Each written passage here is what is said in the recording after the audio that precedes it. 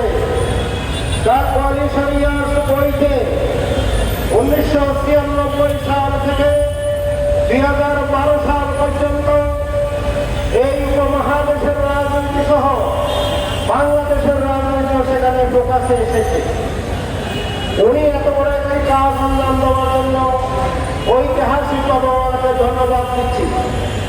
কিন্তু এই বইয়ের মধ্যে তিনি এক জায়গায় বলেছেন, মইনুল হক ওনার কাছে চাকরির নিশ্চয়তা চেয়েছেন যদি শেখ হাসিনাকে বাংলাদেশের ক্ষমতায় আনা যায়। উনি এই কথা বলে প্রকারান্তরে অপরাধকে ডকুমেন্টেশন করেছে। বাংলাদেশে 28 অক্টোবর থেকে আজ পর্যন্ত যত অবদান হয়েছে সব কিছুই ইন্ডিয়ার পরিকল্পনা হয়েছে।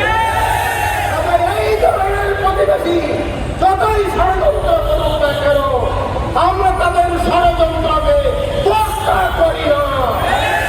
তোমরা মনে করো যে হায়দ্রাবাদের মতো দখল করবে, তোমরা মনে করো যে সিকিমের মতো দখল করবে, তোমরা মনে করো যে 370 বিধান তুলে দিয়ে কাশ্মীরের মতো নির্যাতন করবে। বাংলাদেশের ব্যাপারে সেই ধারণা ভুলে যাও, মিথ্যা প্রমাণের ধারণা। এটা বাংলাদেশ, এটা বাংলাদেশ, এটা বাংলাদেশ।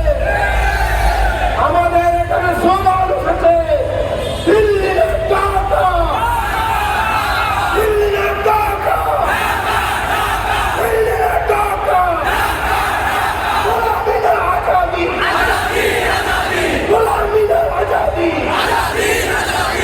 23 অক্টোবর সংগঠন করা হয়েছিল বাংলাদেশে 2001 থেকে 2006 সাল।